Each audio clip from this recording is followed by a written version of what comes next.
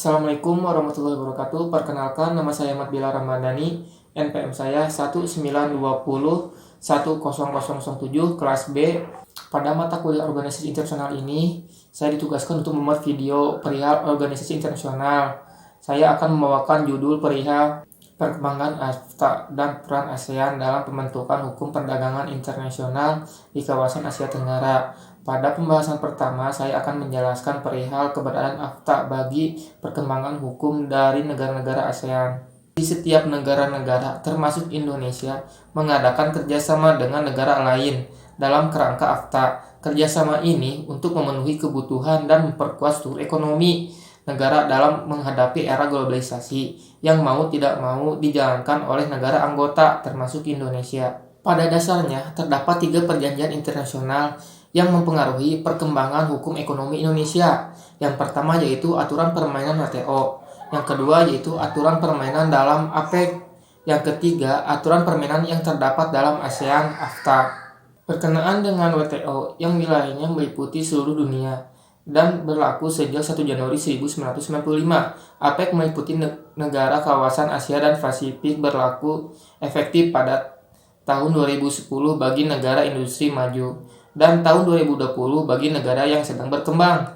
Mengenai AFTA belum terlaksana dengan baik di Indonesia, bahkan diberlakukan efektif akhir 2015. Keterikatan Indonesia dalam WTO ditandai dengan data ratifikasi final hasil putaran Uruguay melalui Undang-Undang Nomor 7 Tahun 1994.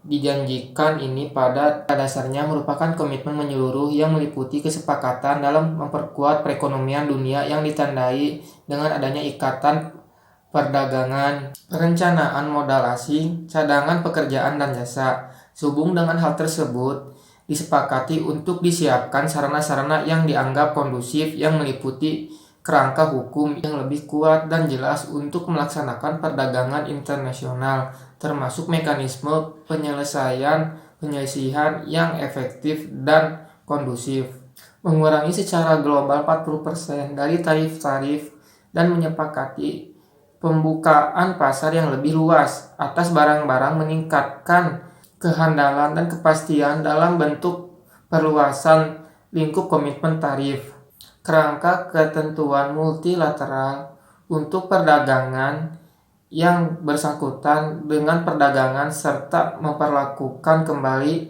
ketentuan perdagangan atas pertanian, tekstil, dan pakaian jadi. Dengan diadakannya perdagangan antar negara, baik bilateral maupun multilateral, di samping untuk mempererat hubungan juga untuk mempererat sistem perekonomiannya. Untuk itu, dibuat kesepakatan dituangkan dalam bentuk aturan-aturan hukum. Keberadaan AFTA membawa pengaruh kepada perkembangan dan pembaharuan hukum Indonesia, terutama tentang hukum ekonomi, yaitu lahirnya undang-undang baru bidang ekonomi dan keuangan, sebab keterlibatan Indonesia dalam AFTA adalah untuk mencapai keuntungan bersama anggota di bidang ekonomi. Pembahasan yang kedua adalah perihal ASEAN dalam pembentukan hukum perdagangan internasional. Personalitas hukum dari ASEAN tidak serta-serta muncul langsung segera setelah ASEAN sebagai organisasi didirikan saat Deklarasi ASEAN pada 8 Agustus 1967.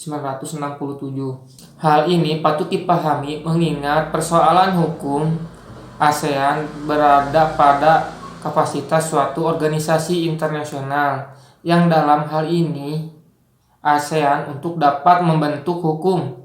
Setidaknya terdapat 2 fase di mana ASEAN berusaha menjalankan perannya sebagai agen pembentuk sumber hukum internasional dalam arti forsil perdagangan internasional, yaitu yang pertama, saat periode setelah ditandatanganinya Deklarasi Bangkok. Yang kedua, pada periode setelah ditandatanganinya Piagam ASEAN. Hubungan antara ASEAN sebagai organisasi internasional dengan persoalan perdagangan internasional, khususnya dalam konteks kawasan Asia Tenggara, memiliki keterkaitan yang erat. Persoalan hukum yang belum terpenuhi pada awal masa berdirinya ASEAN menyebabkan tidak banyak aturan yang substansinya mengenai keterkaitan dengan perdagangan internasional. Sekian pembahasan dari saya. Maaf bila ada kata-kata yang salah.